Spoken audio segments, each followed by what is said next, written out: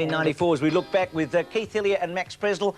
I should always start with you first, Keith, shouldn't I? I was up there last week. Gee, he's a rude fella, that Max, isn't he? Yeah, he is, Bruce. I hope for Christmas he does get a personality change present. Morning, Max. Age before beauty.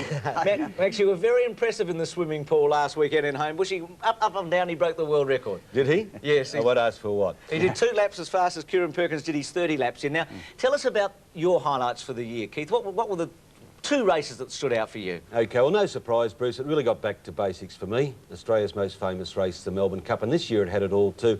And I think that the major impact was from the win of the jockey, Wayne Harris, and his story, his from hospital bed to hero rise was well documented, and we won't go through that again. But the Melbourne Cup always provides seemingly a fairy tale story. This year was no exception. We had Vintage Crop back to defend his title. We had our first ever Hong Kong runner.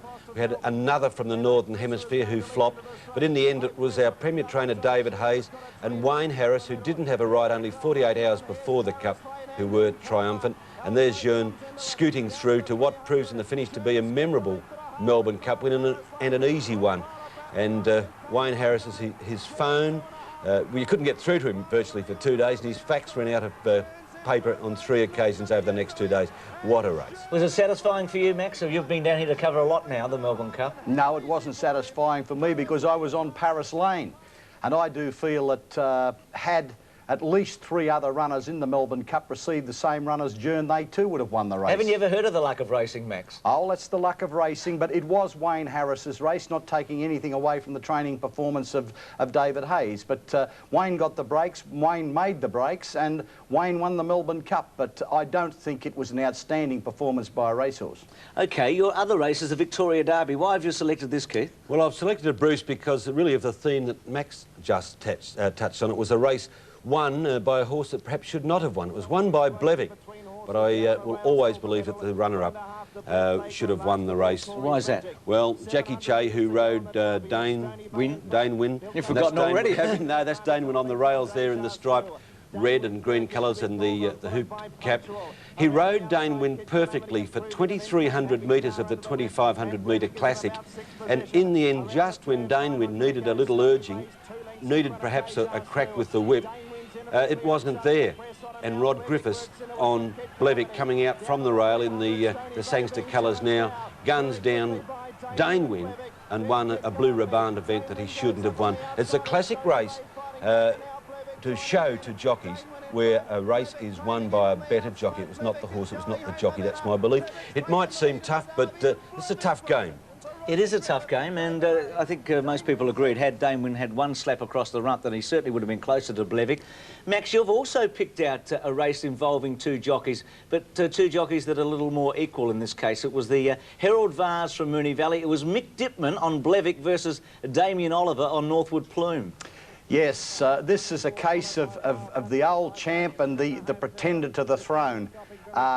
Certainly it has not been a happy year for Mick Dittman, and Oliver, I think, is widely regarded as the best jockey in Australia now. Well, this gives you an idea of them, and it also makes you wonder just how much the shillelagh means. You saw it in the previous race, but here it is. Here's Oliver laying down the cards. I think with this audacious move, he's saying to Mick Dittman, go back to your knitting, old man. And Mick says, well, have a look at this, son. Can you beat this? There he is, the enforcer in full flight, and that shows. There's still plenty of kick in Mick Dittman. Well, Mick Dittman was suffering from coming down with chicken pox then, and he still proved that he's got it. Where's he at, though, Max, Mick? I think he's at the crossroads of his career. I think Mick Dittman's got to decide whether he wants to be a jockey or a businessman.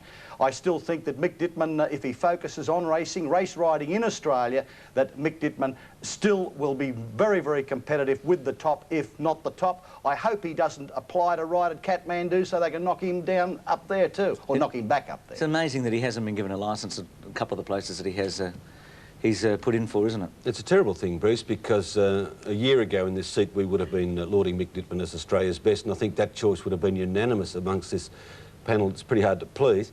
But for reasons that no one ever knows, he's being knocked back at these venues, and it's cruel. It's been a very interesting year for Simon Marshall and also Greg Hall, who will end up riding in Singapore next year.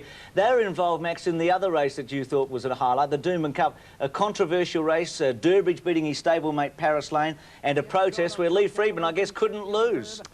No, I did think Paris Lane was the racehorse of the year because of his consistency. Paris Lane kept on giving his all in top company. His Caulfield Cup run, I thought, was the run of the year. There was nothing lucky about it, and this was another race that I thought that Paris Lane should have won. Incidentally, he's taking on Durbridge, who was perhaps the weight for age horse of the year, and as Durbridge is getting out onto Paris Lane. But note, Simon Marshall on Durbridge certainly didn't stop riding at any stage and straightened his mount, veered out, went out about 10 horses, and I thought was very lucky to beat Paris Lane on that occasion. You think the protest should have been upheld, do you? Yes, yes. In one word. Yes. Well, I've picked the Underwood Stakes as the significant race of the spring because it was a changing of the guard. Mahogany went into this race as the champion of Australia. He was the horse. He was turned over by both Jern and Paris Lane at weight for age. State Taj led the field into the straight, went on to win in Hong Kong last weekend. Our Pompey ran home well for fourth, but the main players were Jern and Paris Lane. We thought there was probably something wrong with Mahogany after this. Jern went on to win a Melbourne Cup. Paris Lane went on to win the Caulfield Cup and the McKinnon Stakes. So I thought this race... You haven't mentioned the winner of this race. Jern. Right. I have mentioned Jern a couple of times. He's your horse of the year, I know that. But he's the horse that I reckon you were thinking about the Caulfield Stakes. You were trying to jump me. You thought Rough Habit got up there. Well, I knew you wouldn't pick the Caulfield Stakes. No, but I just liked that race because it was a changing of the guard, and Jern and Paris Lane came through and went on really to be the class horses of the spring. You've already picked Paris Lane as your horse at the moment. I think he's the best horse in Australia. Who do you think is? I think Keith? Paris Lane will be next year, but I think this year that Jern had the wood on Paris Lane. He beat him in the Underwood Stakes in the most important race. The Melbourne Cup, he beat him again. Max, you seem to be making excuses for Paris Lane's defeat, but the record books will show that he was defeated in those big races. Yes, Keith, but the point with Jern is when Jern's good, he's very, very good. But when he's horsing, he's not. Very similar to yourself. You're going to do a Mae West on us, are you, Max? Just look, we're almost out of time. David Hayes going to Hong Kong. Is he going from the first division to the third division? I think it's a major gamble for David. It'll be interesting too, the Hayes camp shooting for 17 successive premierships in this state, but he'll have to relinquish his licence. I wonder whether he'll do it in June when he leaves. If he does, Lee Friedman will win the title. Max, you've got 20 seconds. What do you think about David going to Hong Kong? Good business decision. I'm sure he'll be a success wherever he goes. You did that in about 4. Max, thanks for all your help during the year. Good. I hope you're back a winner next year and you turn over in a better mood when 1995 comes on. And Keith, you too, mate. Thanks, Bruce, and cheers, Max. All the best to you and yours for Christmas. You too, Bruce, and especially today, also. Thank you, Keith Hillier and Max Presler. We take a break after this, a wrap of the best in the world.